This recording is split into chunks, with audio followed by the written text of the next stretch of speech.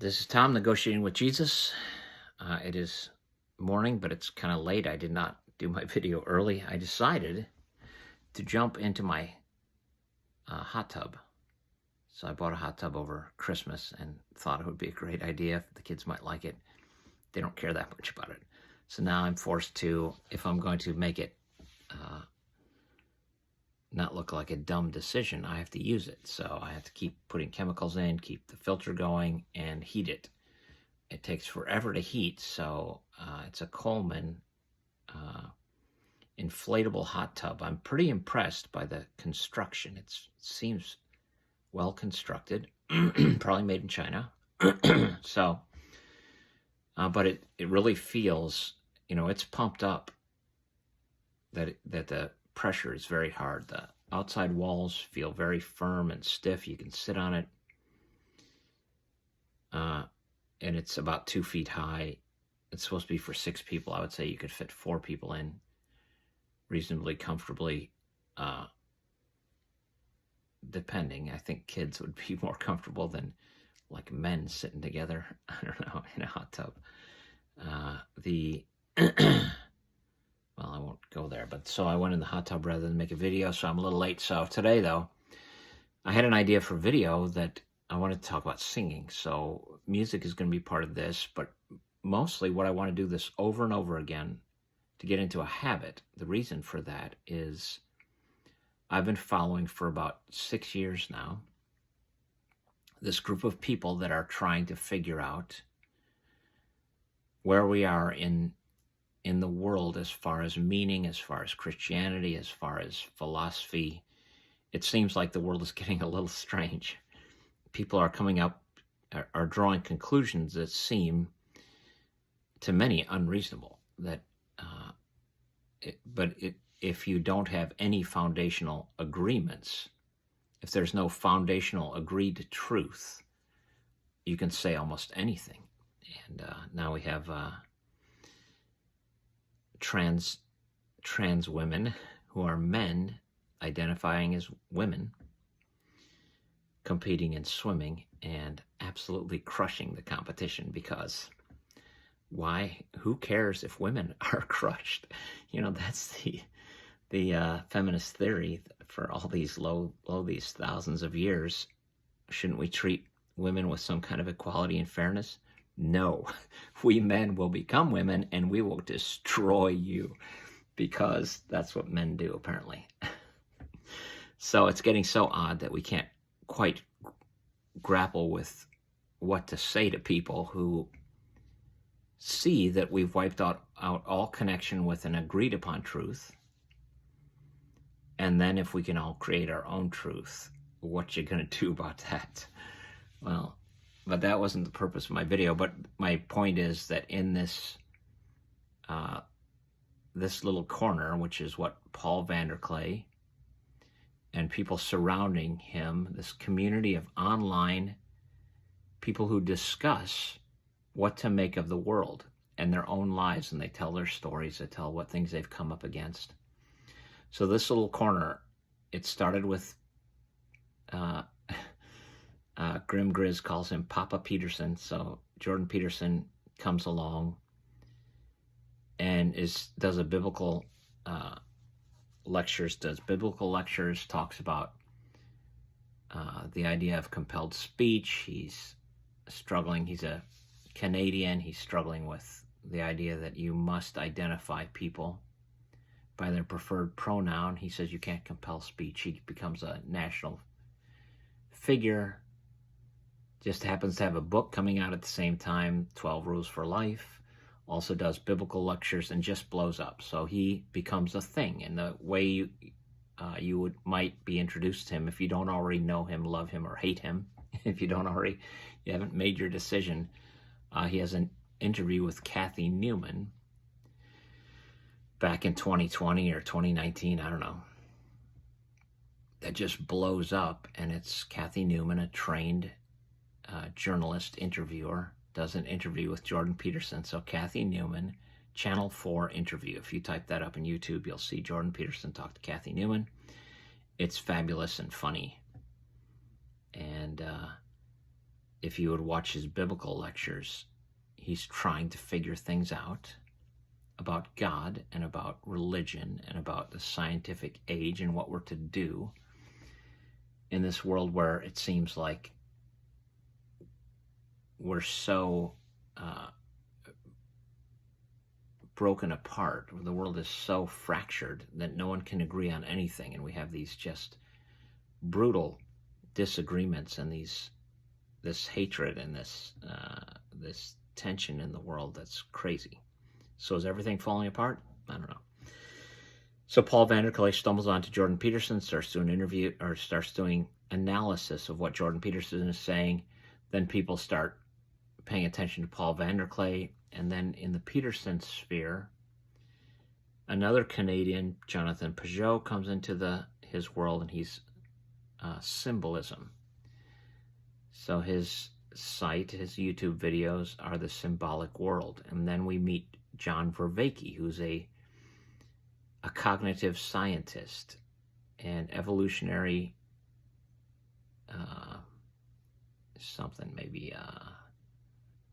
evolutionary psychology or something. He's a brain specialist and is trying to figure out as well the key to the meaning crisis. How do you get people to agree about meaning in life? So these are the four players.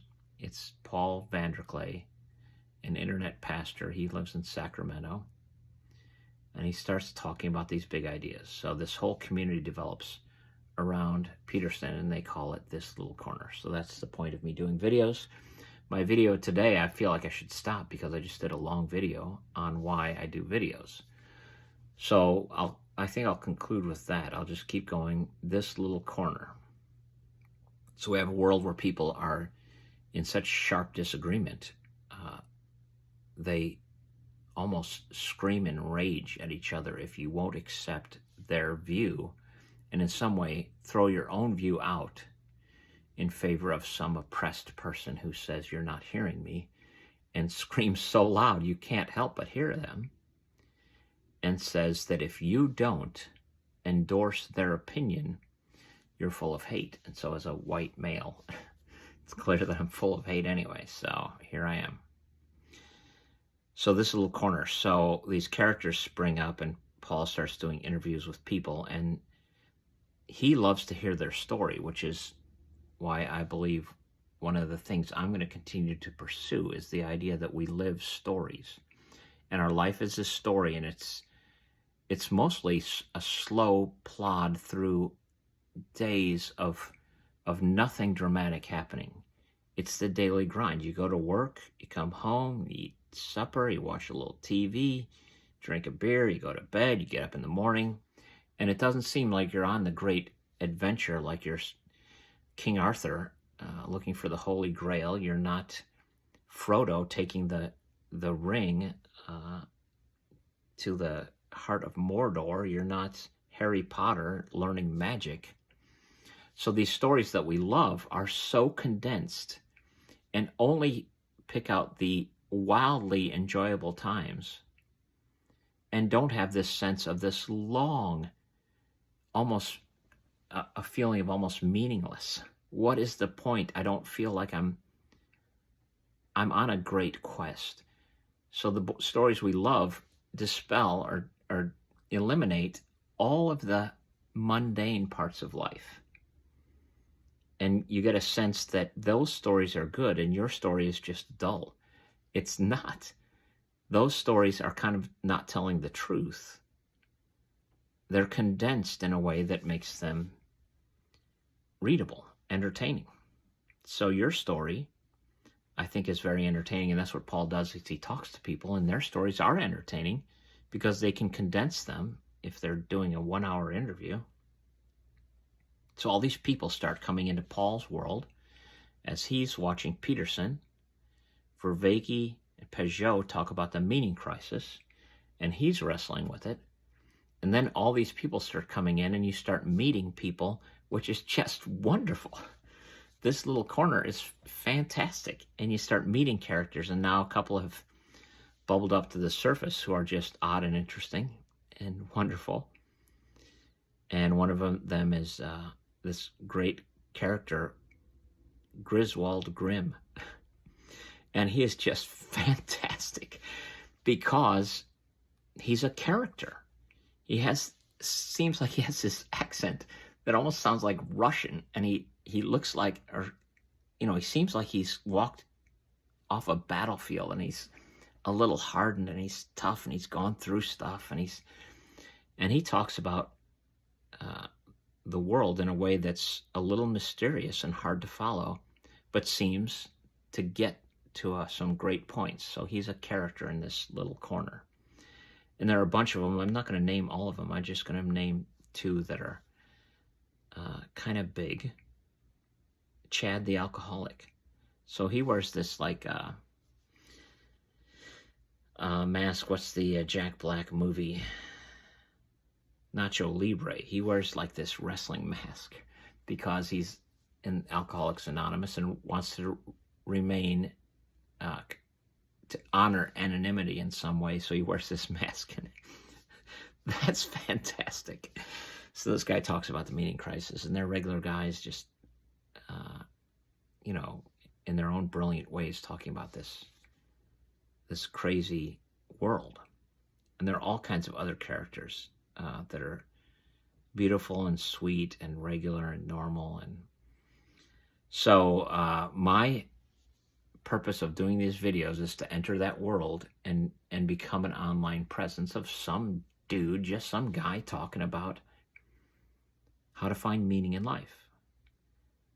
So it's more than just going to work and going home and then having your family and then, going on a vacation, then back to the daily grind. And, what's the point? And as you see your life dwindle away and you're thinking, what's the great adventure? What was the great adventure I was on? And many struggle with that. So I want to kind of reach out to that group of people and say there is great meaning in what seems mundane, which seems not exciting. So I'm going to be trying to get the idea of wisdom mining, coming up with some kind of wisdom in regular life. The guys who go into coal mines and dig out gold are regular people who get to handle gold and probably don't get to keep it. They get to give it to some guy who's financing, digging a hole and sending hardworking men into the hole to scratch the ground, come up with gold. And most of the gold is turned over to wealthy people. Sorry to tell you. You can go to California and try that. So if you can mine some gold, that's great. If you can mine some wisdom, that's great. If you can share ideas on the internet, that's great. That's the purpose of this. The next video, I'll talk about a little bit about music. So that's it for now.